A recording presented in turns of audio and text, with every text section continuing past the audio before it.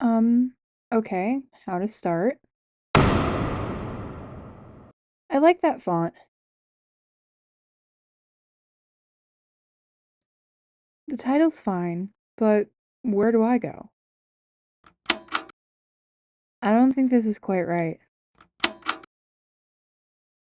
This has definitely been done before. That's my spot.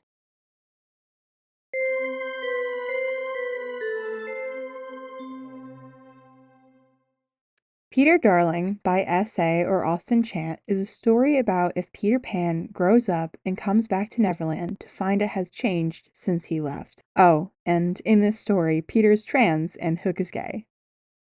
I want to go into a few different topics with this book, some shorter, some longer. There's character development, tension building, and world building. Hopefully as I continue this, I won't be so lengthy with some books and focus on one or two things.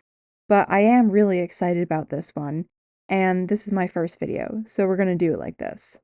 As a baseline with most of these topics, the author and most of us can assume that the reader of this book comes in knowing about Peter Pan and Neverland, usually from the Disney movie, if not the original book by J.M. Barrie.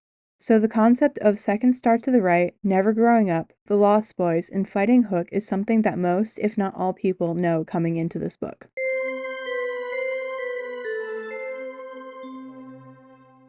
A smaller part of what I want to talk about with character development is backstory. I did want to separate it from talking about the characters, which I will do in a minute, because it deserves to be talked about on its own with the way that the author chooses to disclose it. Backstory can be done in a few ways, but in this book it is mostly done through flashback. Flashback can be a tricky thing to get a handle on, but I think Chant does it well. There are triggers for each flashback, which could also be called memories, from a mention to something we know is happening to Peter in the moment, like his fevered state of dreaming or the Fairy Queen using her magic to make Peter remember. And some flashbacks are small moments within chapters but further into the book. And they become full chapters as more is unveiled about the character of Peter.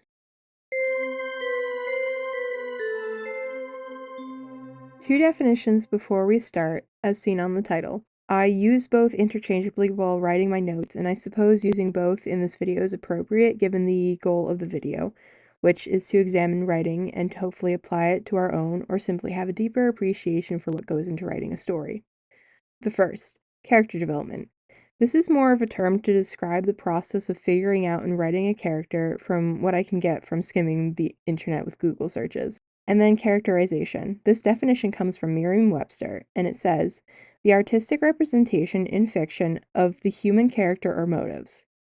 And translated to simpler terms, this means the way the character is represented on paper that gives an idea of who they are. With that out of the way, let's go into the characters of the book. First, the main character, Peter Pan. Like I said previously about the baseline, the assumption is that the reader already knows who Peter Pan is. We get reintroduced to that when the story starts for Peter, that he is arrogant, childish, and fun-loving. But there is an added detail of Peter being grown up now since it's been at least a decade since he left Neverland. And based on his reaction to being teased about going to live with a family, the Darlings, a cloud passed over Peter's face. This establishes his feelings surrounding that decade he was away, which is explained in flashbacks as to why. So the character is established, but what happens now? Well, this is a story, and the main character needs to have some sort of arc. They need to grow as a character. And when I use grow, I don't mean that a character always needs to grow into a good person. They could get more villainous if that's the way you choose a character needs to develop. Peter's arc can be described in two ways, at least by my interpretation: growing up or maturing, and coming to terms with reality. This is done through a few key events. The first is his interaction with the Fairy Queen, where he is asked, "When do you intend to grow up?" While a detail for the world-building section, the small detail added is that Neverland forces people to forget about reality, at least for a time, and Peter had forgotten reality until the Fairy Queen forced him to remember, thus being the first part of growing up and coming to terms with reality. At first, Peter exhibits backlash, for reasons that we can pick up on with the first flashback, and will be more firmly established with more flashbacks and memories later. Peter is trans. More specifically, Peter was Wendy Darling, and Neverland is where he gets to dream a reality where he is a boy in a boy's body, having adventures and not having to face the reality of being perceived as a woman in his time. The second is Slighty's death. I will save more of an explanation surrounding the Lost Boys and the pirates with world building, but the short of it is this. No Lost Boy had ever died before when fighting the pirates. It used to be a game. Now, with a real death, it is not anymore. The third is being trapped in the caves with Hook. In this time together, he is finally forced to spend significant time with his equal, so to speak. He is forced to look at Hook not as the character of an evil pirate king for his games, but as a person with wants, wishes, and a past.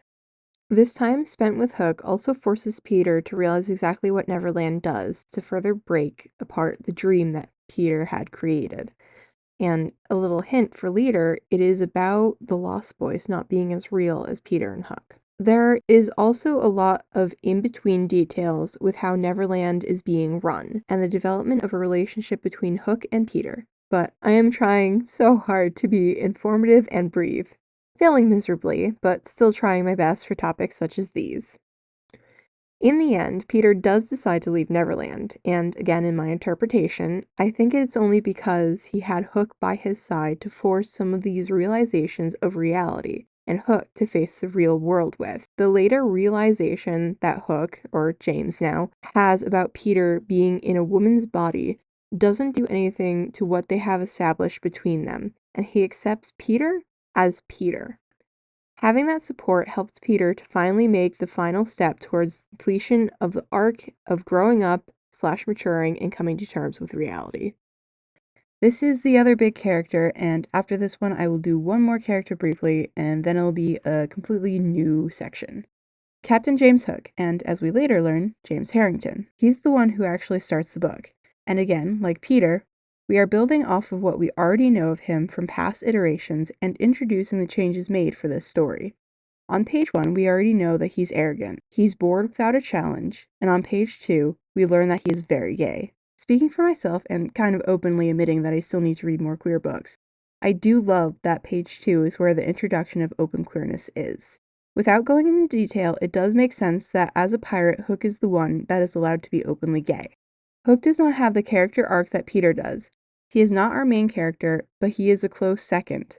I'm not actually sure if I would count it as an arc, not in the same way that we would look at Peter as he grows, learns, changes, etc. Hook has more realizations about Neverland, his missing memories, and his changing or updating view of Peter. According to a brief Google and a really quick skim of a Reddit post, a character arc very well could be falling in love, which I do endorse because rules are stupid anyways, but you do need to know them to better break them. At least that's what my grammar professor told me. However, because Peter is the main character and doing his whole thing, and Hook does have some other things going on with figuring out more of Neverland than he thought he knew, I'm not going to count it as a full character arc for him. These realizations lead to his conclusion that he is stuck in Neverland and has been for a while, and needs to return to the real world. Although thinking back on it now, I suppose these realizations might be considered a mini arc. We'll go with that.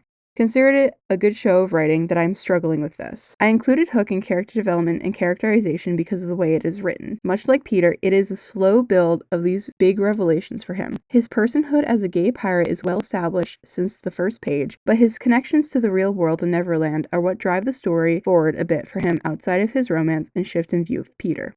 The last character I want to talk about is Ernest. He's a newcomer to Neverland, also in the same boat of queerness that Hook and Peter are in. I wanted to point him out specifically because he acts as a foil to Peter. English class word there, foil. F-O-I-L. It means that he contrasts with Peter, but is in an equal role in the world, and not the story narrative. So, both Peter and Ernest act as leader to the Lost Boys, but are opposites of each other in how they go about it. The biggest contrast is that Ernest negotiated peace with the pirates, where Peter likes to wage war against them. Foil characters serve a purpose to highlight certain characteristics of the main character. And with that being said, we're going to move on to the next section.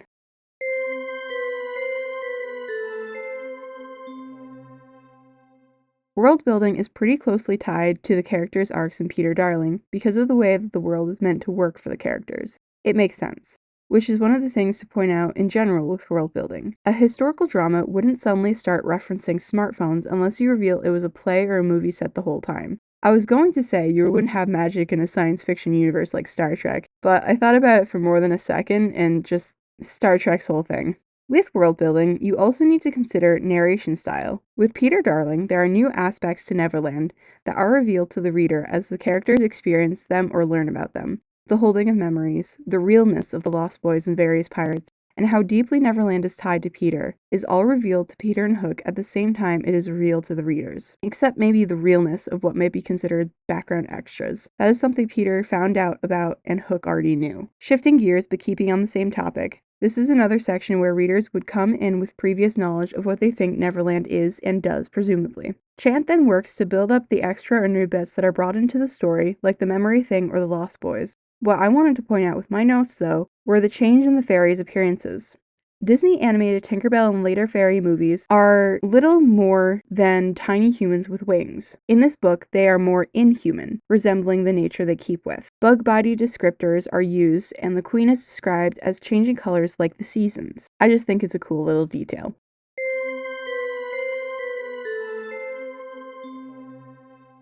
So I put both tension building and question building as the title because while they are usually the same, I felt that this book also did both. Let me explain. Tension building is the anticipation in the reader of what comes next. Think about the song from Rocky Horror, Anticipation. Sometimes you know what's coming next and you eagerly wait for it to occur. Sometimes you don't. And sometimes when you don't, there are full questions that form, like they did for me, hence the question building title, in addition to tension building. I also want to point out that tension building can be a what happens next type of thing, but it could also refer to the relationships between characters like Hook and Peter, which really go up a few notches when they save each other's lives in the caves, when they get trapped in there together. I am referencing all of this when I talk about the methods employed. In this book, tension is built in two main ways: the order and the pace of information, and then the breakup of characters and sections. The order and pace of information builds those questions and tensions of what happens next, and with Peter's backstory specifically, questions are formed as more information is revealed. The prologue is a beautiful example of this because it starts the book and gets you reading through building tensions and questions. Why does Peter feel darkly about his family? Where has he been for the last decade? What will happen now that he is back?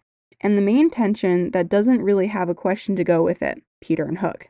It's just done so wonderfully in this book. Small or large side tangent before moving on to the next set of topics. It is not a bad thing for readers to guess where the story is going. I've heard about TV shows being changed because watchers correctly guessed what the plot is. But the big news is that if a plot twist is done well, people are supposed to be able to understand where it's coming from because of details previously mentioned. Granted, it isn't something that you want super obvious, but you don't want it to come out of the blue either. Like I said before with world building, the biggest thing with a story is that it makes sense in the world, and with the characters being established a certain way. Okay, rant over, moving on.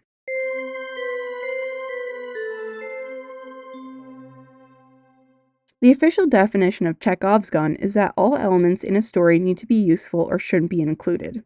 The specific name of this comes from the story where if you have a gun on the wall and it's well known, you ought to use the gun later. I wanted to point this out with the Kraken in the story because I feel like this rule applies in a specific way here and with many other stories. The object/thing is often forgotten about until it comes back later. I forgot about the Kraken until it made another appearance to stir up trouble until it was killed for good. Being able to forget about it because there are more important things to focus on, namely Hook and Peter's relationship in this case, was good because it allowed the reappearance to be more shocking to the reader at the same time as making sense with the details given in the story, and then stir up more trouble for the characters. So, description placement. Not to bash on fanfiction because it really is a wonderful way of interacting with the community, furthering stories, and working on improving writing skills. But it is where I see this mentioned most of the time. That or Wattpad in general. Again, not to bash, but it's just the way things happen sometimes. Eye color or eye description is done where it doesn't always fit, like at the beginning. I'm a 5'5" curvy lady with long brown hair and brown eyes, and I love this character. The main piece of advice I see is putting eye description when the person who is describing them is close enough. That is, the person whose point of view it's from. Even if it's in a third person, there is still usually a head that we exist in. Like Peter is the main head that we exist in for this story, even though it is written in third person. And as I was saying, when the person who is describing the eyes of the other is close enough, like leaning in for a kiss, or like Chant did in the middle of a sword fight when Peter leaned in close to Hook and found him more enchanting than Peter thought he'd be. Okay, well, that's what I've got. I'll figure out how to end these things eventually. Thanks for listening to me ramble. Hopefully I'll see you in the next one. Until then, pick up a pen and start reading.